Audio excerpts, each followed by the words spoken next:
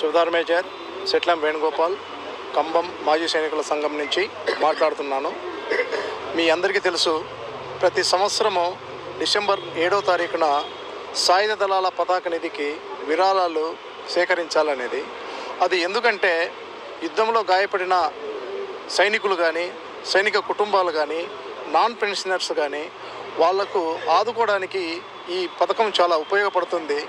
కాబట్టి మాజీ సైనికులు మరియు ఇక్కడ ఉండే ఉద్యోగులు కానీ, తర్వాత పుర ప్రముఖులు కానీ భారీగా తరలివచ్చి భూరి విరాళం ఇస్తే దానితో ఏమవుతుందంటే మాజీ సైనికుల సంక్షేమానికి ఎంతో మేలు చేసినట్లు అవుతుంది. ఈరోజు మీ అందరి తరపున జై హింద్.